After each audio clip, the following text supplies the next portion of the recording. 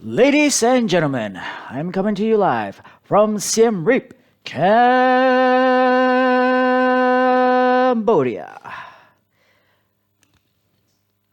I would do this louder, but I'm not working in wrestling anymore.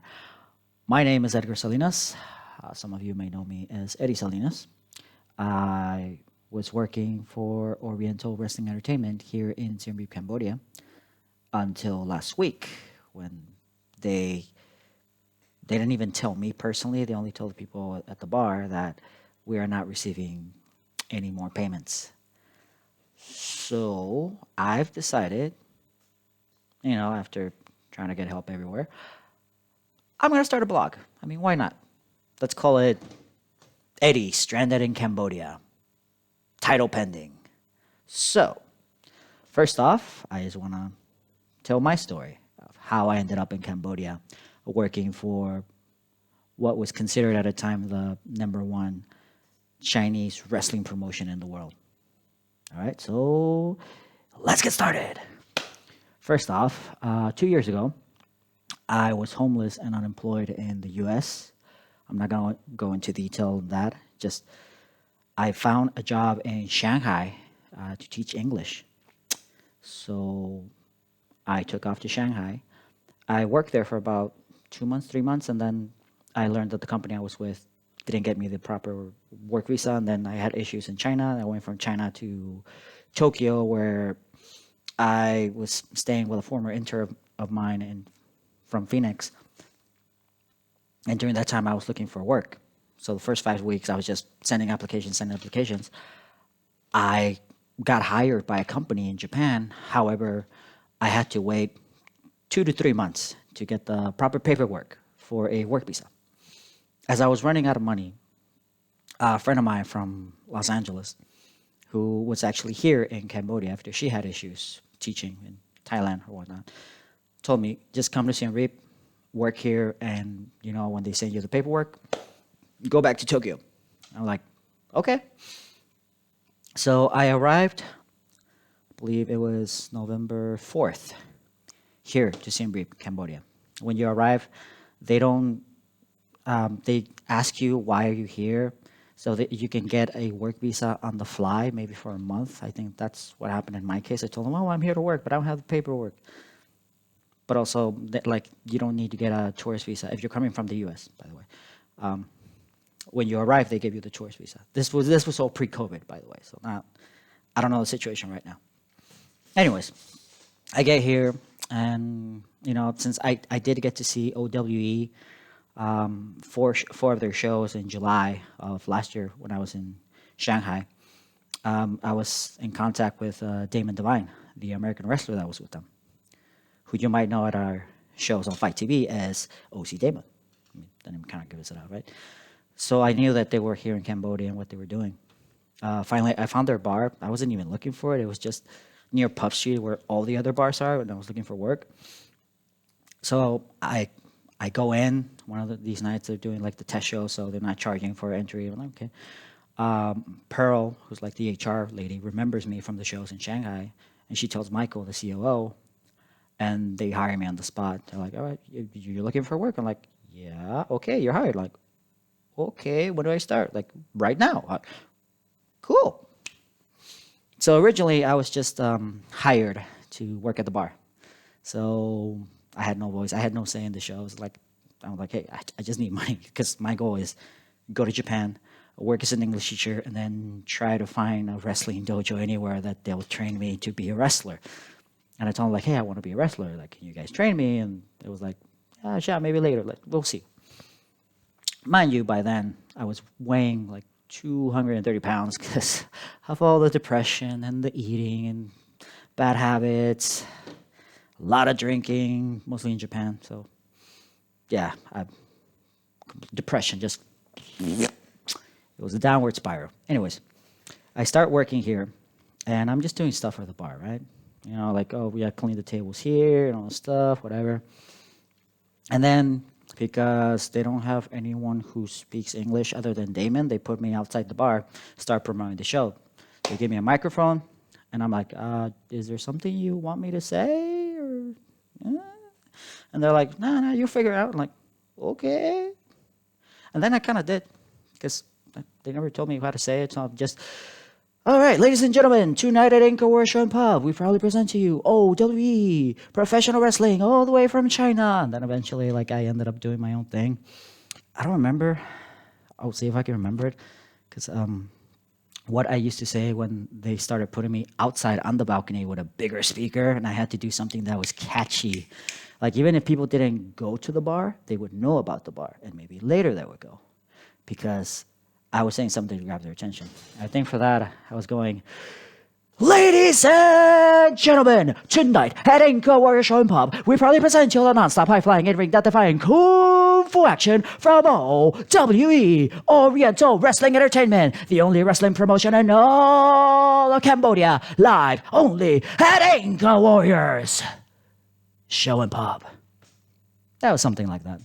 I'm sure someone took video of that on YouTube. I'll post the link later if I can find it. Anyways. So back then, we were doing 6 wrestling shows a night, all right? We were working Tuesday till Sunday, and Monday was our day off. Out of all days, why Monday? Anyways. So we all had to start working from 7 p.m. until 11 o'clock, midnight.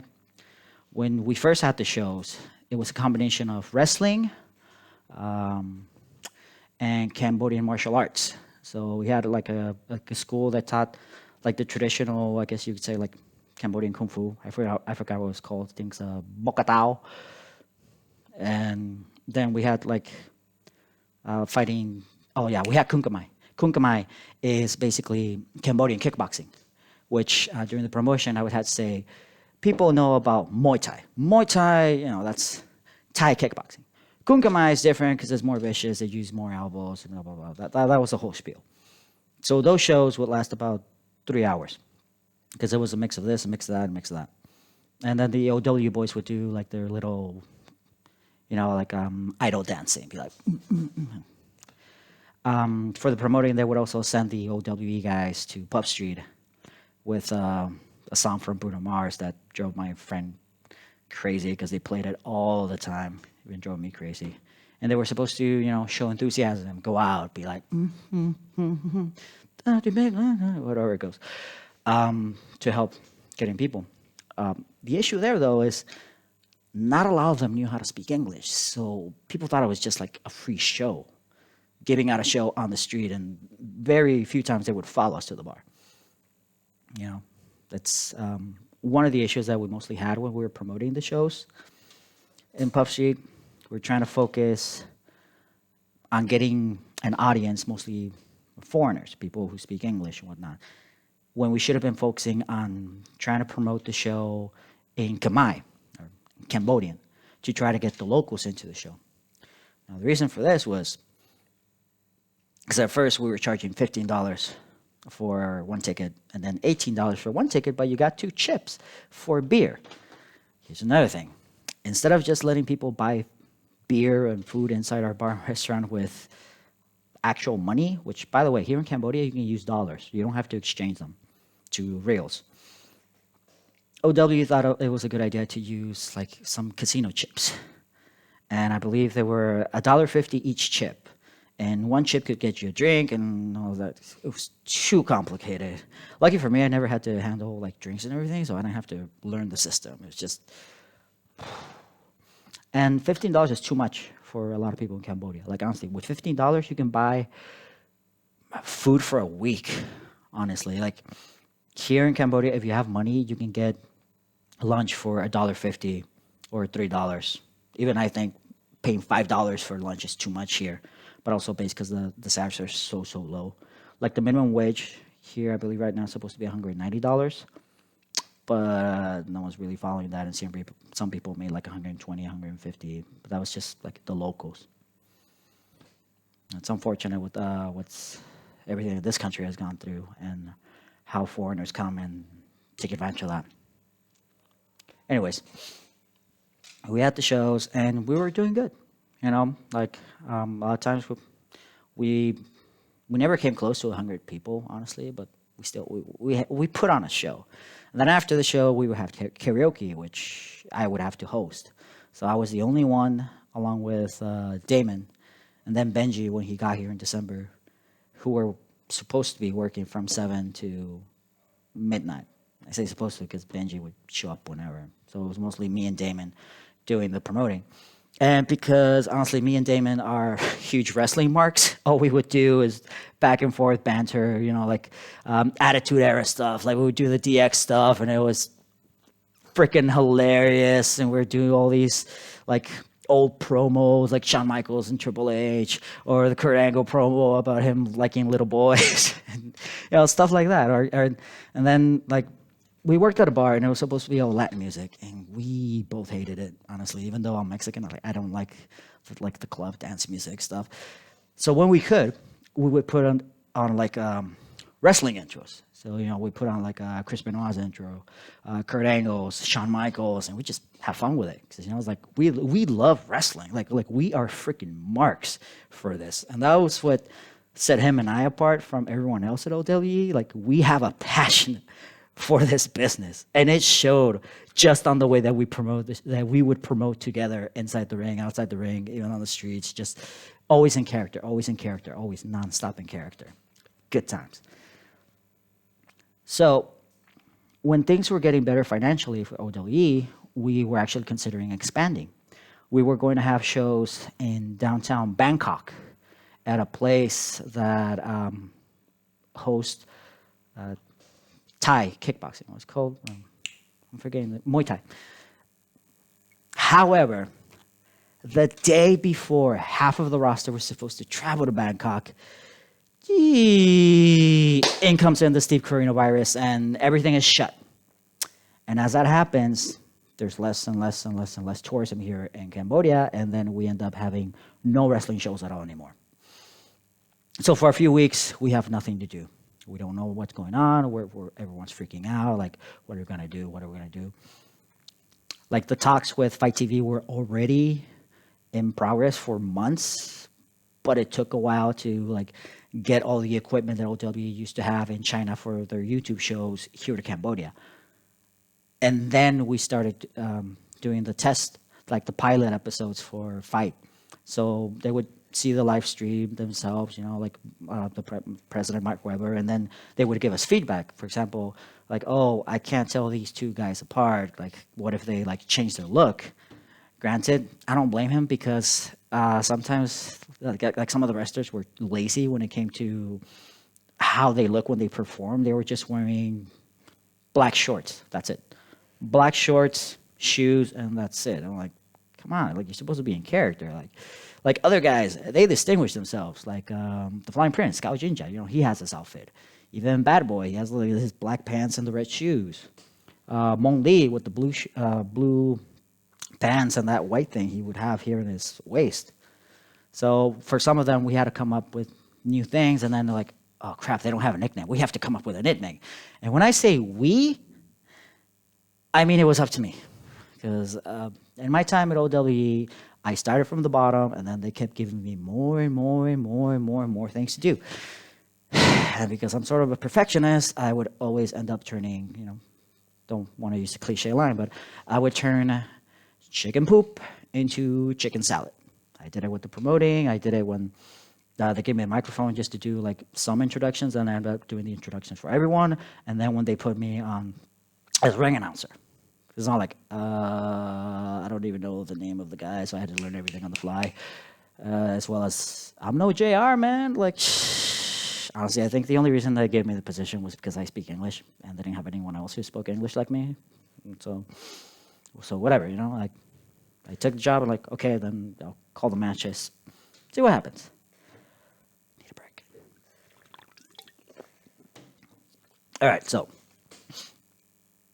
now we do the FITE TV shows, and for some reason, Michael thought it was a good idea to have like 6 of the Chinese wrestlers, the guy from Hungary, Damon and I, and the people at the bar, as well as the OWE director, for the creative meetings. Like, I haven't really been in the business, but when I told some people, they're like, the wrestlers shouldn't be in the creative meetings. That's just ridiculous. And then I can see why, because like there were too many cooks in the room, if you catch my drift. So For the first episodes, I would always come up with a draft. Like show ended, I was coming up with ideas for the next episode and the episode after that and the episode after that, because I was like, okay, let's try and tell a story. Like one of the things that I focused on, and I'm glad they actually went through, was the whole story between Bruce Mao and OC Damon, which I told them on the first episode, okay, at the end of the episode, you're gonna have to choke me out because we need to establish that you are like the biggest badass MFer here. So just choke me out, like Justin Roberts style, and he did. And like the punches he threw like hurt, but I just sold it. Like I just passed out. And we had some other stories, but they would always change on the fly, mostly because our roster was limited to just 13 guys, and we were having 3 shows a week. For what, 2 months straight. A lot of the guys would get injured. One of them who had like an injury for the longest time was Scorpio Double X. That's why in some of the episodes we had to write him out. Like, they're attacking him out of nowhere. Who's attacking him? I don't know. These are some real bad boys. Or, when Benji would take his place, and it's just because he had a nagging neck injury. And other times, other guys just couldn't wrestle, and they would have them do like a 30-second match, which, for example, what happened with, who was it, Lu Hao? No, not one of the house. Yeah, I know Yang Hao was with us, but then he had to leave because he had a family emergency. And then he could never come back. I never asked what it was, but I know he lost someone in his family, so we didn't even question it. But if he had stayed, we were gonna build him and Benji like long-term rivals, then turn to like a tag team or something, because they have a lot of good chemistry together inside and outside the ring. So we're just gonna work with it. As the days passed by, creative, we would just get into more and more arguments, mostly me questioning some of the story elements because they made no sense at all. And it was to the point where I could tell some of the Chinese wrestlers didn't even want me there. Like, they weren't even hiding it. It was just, you can tell. And then eventually, all that tension finally popped when I ended up having an argument with one of the guys. I'm not gonna say who, but some people already know who I'm talking about. And he told me basically to my face, "You're not a wrestler. You're not our teacher. You don't get to tell us what to do in the ring." So I smiled and told him, "Okay, granted, but your boss seems to be liking my ideas. So what are you bringing to the table?" And after that, like, he never even said hi to me when I saw him in the gym, or his friend, his partner. So I'm like, I'm just doing my job, dude. Like, I want to be a wrestler. That was my main thing. So after the show ends, FITE TV, last episode when I had my match, which, by the way, this guy that I had the argument with, the night before our final match, he was gunning for me to not have a match because I'm not a wrestler. And I'm thinking to myself, Michael told you guys 2 weeks ago that he wanted me to have a match on the last episode. You didn't say anything then. You didn't say anything a week before. You didn't say anything at the beginning of the week. You decided to say something until the night before, which is ridiculous. And it was also my birthday. I'm not kidding. It was on my birthday. It was like one of the worst birthdays I had because I also had my legs injured when I overtrained when I was doing sprints. So, me and my opponent, we go through the match, It's okay, it's like a standard 5 to 8 minute beatdown sort of match. I'm not a wrestler, so I can't really do a lot of comebacks. Match ends, and one thing that pissed me off a lot is I was only doing 2 wrestling holds, a camel clutch and a label lock. And I'm told he's not a wrestler, so he shouldn't be doing that. And also, he's not a wrestler, he shouldn't be doing a double down. I'm like, okay, I will do the double down. But for them to say, like, I can't even do those holds, it's ridiculous. It's like everyone else in their mind, they wanted a match that was basically like, I only had 10% offense. I'm like, and what's the point of it? We're like, honestly, I can barely walk right now, and I still went through it. So to get around that idea, I told my opponent, hey, well, if they don't want me to do that, how about I choke you in those positions? So I'm going to use some wristbands. I just use that as a weapon, because technically I still have you on the lock and we still continue from there what's supposed to happen in the match, right? And he was like, all right, let's do that. And it worked. Well, some things that happened in the match were not planned. Like when he went over the rope and landed on my back, and like, damn. We just went along with it. Yeah, I honestly wish that was not my official. Well, technically, it wasn't officially a match because someone in the roster was saying if he has a match tomorrow, then he's telling the entire world that he's a wrestler. I'm like, okay, fine. It's an unofficial match, whatever, man. It's like, just I was just thinking, I just don't want to be in any more of these meetings with anyone. I'm tired. I'm stressed out. I just want to focus on training when my legs heal, which took almost 2 months. Until July, I was able to finally run or do leg exercises and get in the ring. All right, so around June 9th, June 10th, everyone from OWE goes back to China, and they have to do a mandatory 2-week quarantine. So that's their thing. And the reason they left is because Master Fu wanted to do a Kung Fu Chinese opera sort of thing in the town that's close to where the Shaolin temples are, and also next to the Great Wall. So if you were following some of the guys on social media, you would see their pictures in quarantine first, and then like at the Great Wall. That's why. Meanwhile, we were just supposed to hold down the fort and wait for things to open again, but tourism kept getting worse. Despite Cambodia not closing the borders, they made it hard for people to come in. Because at first they were like, all right, you can come to Cambodia, but you need to put in a $3,000 deposit for COVID testing and for quarantine purposes. And people were like, $3,000 is too much in Cambodia. They're like, okay, $2,000. Still. But also they closed the airport here in Siem Reap, which there's an airport here for people that were visiting Angkor Wat, which is the biggest tourist attraction here, which, by the way, I've been here almost a year, and I have never been to Angkor Wat because I can't afford the $30 to go visit. I know the story about the city and all that. It's pretty interesting. You should check it out. But I haven't been able to see it myself. Hopefully I can actually go before I leave Cambodia, which I'll get to later if I can or can't. So then when Michael is leaving Cambodia, like 2 weeks after the roster left, he messages us out of nowhere. It's like, hey, we're starting a wrestling school. I'm like, what, why? I'm like, we didn't talk about this back in May, because he got a message from one of the performers for Anchor Dynasty. Anchor Dynasty is a show that combines dancing and like performance arts, Cambodian performance arts, and we actually worked with them for a while until they wanted to get paid. So we were like, yeah, we can't afford that, sorry. But three of the guys wanted to train to be wrestlers. So the idea was to have a wrestling school and the first ever Cambodian wrestlers, which, by the way, is not true. There is a Cambodian wrestler in the United States.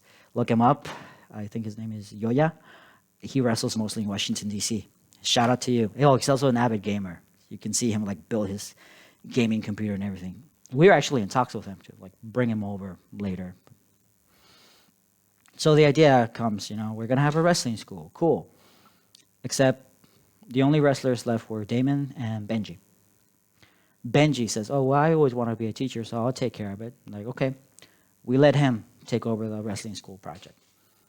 I can barely walk, so I would only show up at the bar at night to work because I would mostly just have to sit down, help out, and I still couldn't even run. And Damon would also help out a little, but we didn't really think that the school would amount to anything, but we still try to help. So here's what happened with the wrestling school and why it shut down after 2 months. The guys trained for 3 weeks, and then for 3 weeks nothing happened. And I would ask the people at the bar, hey, what happened to the wrestling school? Was there any training today? Was there any training? I'm like, what the heck? And I would ask Benji, like, hey, why wasn't there any training? Like, oh, because the guys canceled last minute. They're like, oh, sorry, teacher, but we can't go today. I'm like, but you're the teacher. You're supposed to tell them, like, to come in. Like, what am I supposed to do, man? Like, so then the bar manager and I, we sit them all down and tell them, like, look, the whole point of having the wrestling school is so you guys would be able to put on some sort of show by October, which, by the way, they started in June, so there was plenty of time. Now, I know it's not plenty of time to have, like, an actual wrestling match. And even I told Michael that, and Damon told him as well. Like, you can't have people ready to be pro wrestlers in 2 to 3 months. It's like, oh, yeah, but just have them do, like, you know, like fighting, you know, performing fights. I'm like, okay, well, that can work. So we sit them down and we tell them, this can't continue to happen. If you're going to miss, tell us a day in advance. But we're going to do the training. And during that training, I was actually able to run now, so I took part of that training. That's why we took that video in July of all of us training, except the other guys were more advanced, not just in the wrestling training, but also in the training they do for the Bokatao. That's why they're so good, honestly. Like, we had one guy who was, like, so agile. Oof. So during those trainings, I get hurt on the third week. So this is me doing 3 weeks of consistent wrestling training, 3 days a week. And Benji has us doing sunset flips. I do one, I put too much force on my left leg, and I land on my neck like this. And then I can't move my neck. Like, all the muscles here were sore. Luckily, I know it could have been worse, but I was to the point where it would hurt just by turning my neck like this. Like, ow, ow, ow. So I missed work for 2 weeks, 3 weeks, and I don't know what happens in with the wrestling school. But then after that, I was told that one of the guys hurt his ankle, and then there was no training for a month. I come back and I keep asking, like, was there any training? Was there any training? Because I can't get in the ring. My neck still hurts. And then the pain from here moved over here, and I was like, it hurts just to move like this. So I was in pain for 2 months straight. I couldn't train at all. However, I was still going to the gym. I just had to be really careful with the stuff I did, like no squats with the bar or anything like that. Just mostly arms, legs, very slow. So I asked them, hey, what's going on with the training? Like, well, nothing happens. We don't know where Benji is because he never showed up to help us at the bar. And then after that, we realized why he missed like 2 of those weeks, and it's something I'm not going to mention, but to me, it said a lot about his character, and I stopped seeing him as a professional wrestler after that. Emphasis on professional. Because it's clear that the entire summer he only cared about himself and not helping at the bar like he said he was going to. Which, by the way, during this time, Damon also got injured at the gym. So he couldn't even walk. He couldn't sleep. So I understood why he wouldn't be able to help at the bar. But Benji was healthy. He was okay and never showed up. So I'm like, okay, fine. And I tell him, we're going to shut down the wrestling school. There's got to be no more training. Because it's clear that neither you or the guys care. And then he's asking, well, let me have one more session so I can take video and show it to my teachers. I'm like, no, it's over. You had your chance. You had 2 chances. It's done. Now, OW knew that we were doing the training school, but I think this was one of the things that sort of led them to the decision that they did to stop paying Benji. Although they did send him money to go to China. Because, so OW had their Kung Fu stuff I know nothing about because no one in the company talks to me about anything unless I ask them, like, and I would ask them, hey, how's the thing going? Like, are you doing good numbers? Is there a lot of tourism? Like, no reply. You can only message them on WeChat, and WeChat is the only app that they can actually use in China without having to use a VPN. No reply, no reply, no reply. Okay. So, now, after that, they go to Shanghai. And Michael tells me, oh, we're going to have these cage fighter fights in downtown Shanghai. I'm like, downtown Shanghai? Oh, that's awesome. Like, yeah, like I want all you guys to come here. But I tell him, like, well, me and Damon are Americans. And right now China is, like, they're not letting any Americans in. It's like, oh, but you guys are in Cambodia. Is that a problem? Like, yeah, but you know, like right now Benji can go. Like, they have nothing against Hungarians. So they send the money to go to China, and he doesn't go. and then they stopped paying him. So he's stuck here in Cambodia. I don't know. I don't know where he is. I don't know what he's doing. But meanwhile, I'm still working at the bar. Damon goes back to the United States, which I'm glad that he found work. He's working in a gym right now, and he also got a gig at for an upcoming like Halloween show, Halloween movie, because he is an actor. Honestly, you can look him up on the IMDb. And I've been trying to help him get booked anywhere like in the West Coast. Although in California, I know it's going to be harder to have shows. I've been talking to promoters in Phoenix, Texas, Colorado, wherever he can get booked. AW would be better. I mean, OWE is supposed to have a partnership with AW, and the entire almost year that I was here, it was barely mentioned, even though we kept asking, like, hey, like, what can AW do to help us promote? No. Which is funny to me because we would promote their show, we would promote their pay-per-view, we would promote their Cage Fighter movie with John Moxley, but it seemed more like a one-way sort of partnership. I really don't know the details, so I can't really talk about it or good about it. It's just, I know it's there, and that's it. So now we come to last week. As tourism kept getting worse and worse here in Siem Reap, and also we had a scare of someone who had COVID, because the COVID had been contained up until, like, there were about 280 cases nationwide reported.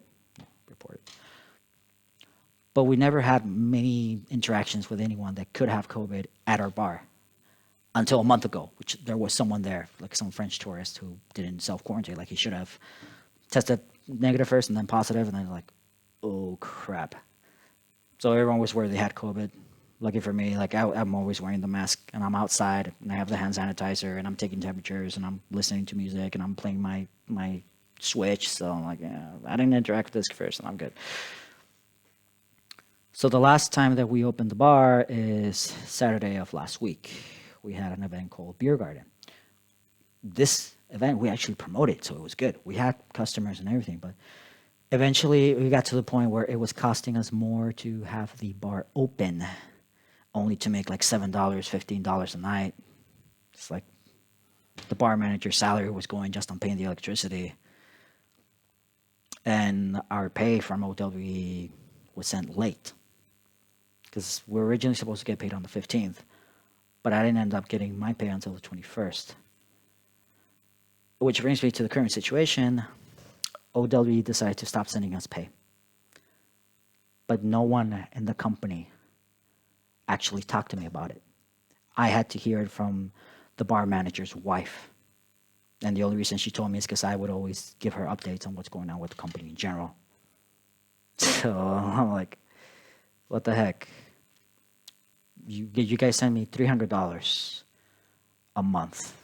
My rent's like $200, so I have less than $100 to survive on food. I'm buying rice cakes and yogurt, and I can barely afford meat. And out of nowhere, they're just deciding to stop sending us pay. So basically, and I'm not making this up, I am stranded here in Cambodia because of OWE, and they don't give a damn. And it makes me angry because originally I was only supposed to be here in Cambodia for 2 months while I waited for my Japanese work visa papers to arrive. Both Master Fu and Michael asked me, almost begging me, to stay and help them, because I know they had no one to promote in English or, do the in-ring commentary, because the commentary with the speakers outside actually attracted more people to the shows. Even though I got heat by some of the wrestlers when I did it, the ones that weren't even here when we started doing it, they were like, shh, like, not so low, not so loud. I'm like, dude, what do you want me to do? You're like, your boss wants me to be loud. Your boss wants me to be active when I'm doing the commentary. It's like, I'm sorry, but I don't give a damn what you're telling me not to do, because the boss is telling me to do the otherwise. So, unless you're paying me, no, then I'm doing what the guy that one tells me to do, right? Right. I could have been working in Tokyo as an English teacher since February. And once I was there, I was going to look for a wrestling school. I didn't know where, I didn't know how. I was just going to go for it. But I stayed with OWE because Master Fu promised if I stayed, I would get wrestling training and I would be paid like one of the boys. And as you can tell, that never happened at all. So now I'm trying to, once again, turn chicken poop into chicken salad. So, wow, this video was longer than I expected. And I don't know how to edit, so it's going to be pretty rough, like bad Skype call quality video. I decided to make a blog or just show my experiences or things here in Siem Reap because I don't know when I'll be able to leave this country. I don't think OWE is going to let me use their wrestling ring to train anymore or ever since the bar is going to be closed indefinitely. So I really have no reason to stay in this city or in this country. The issue I have, though, is that all the neighboring countries are closed for Americans. So I can't go to Bangkok and try to find work and wrestling training there. I can't go to Ho Chi Minh and try to find work or wrestling there. The only country that's open for Americans in Asia at the moment is South Korea. And I already talked to the wrestling promotion there, and they said that I could train with them. So now it's just an issue of getting there. But no money. So I got to figure out what to do in terms of getting cash. Like a lot of people suggested, why don't you teach English online? Here's the thing. I have a Chromebook. Chromebooks, not good. All these English promotions, English teaching promotions, they require you to have a Windows computer or a Mac.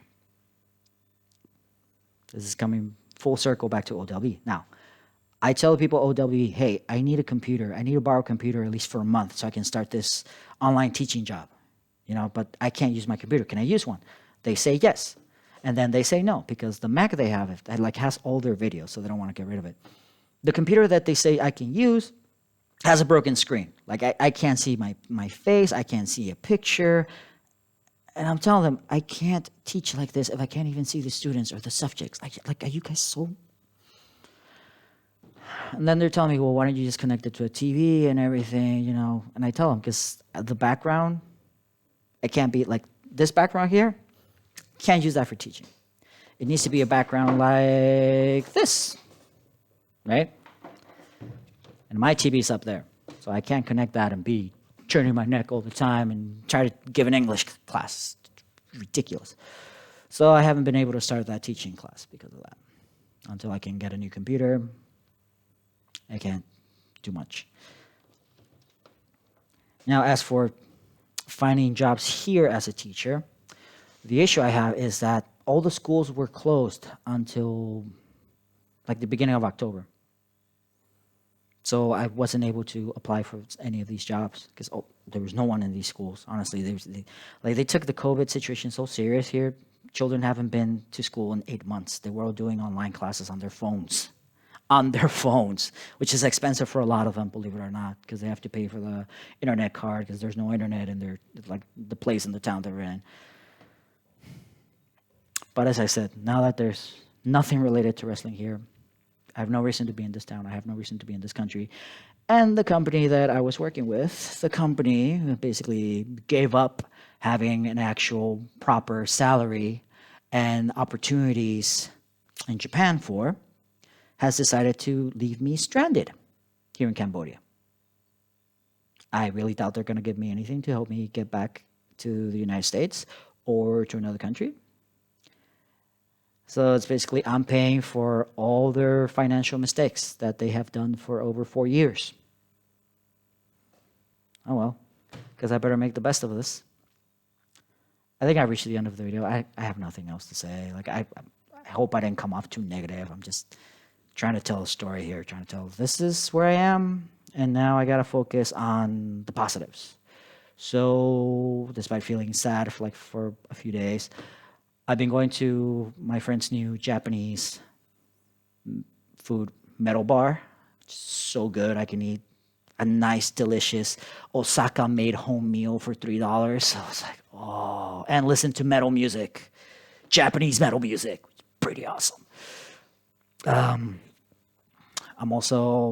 I also started a new Facebook group, so I got to start promoting myself somehow in this wrestling business if I want to make it or not, because I'm at the point in my life in which I either do the best I can to actually become a wrestler or I die trying.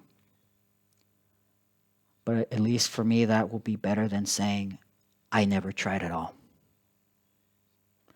Do or do not, right? There is no try. All right, so you made it to the end of the video. I guess you must have been pretty bored. Oh, hopefully I entertained you. I'll see what else I can record here because I still don't know my current situation. I am trying to start this English teaching online job, but I had some issues. Oh yeah, I had to start a fundraiser. I don't like saying it, but I have no choice.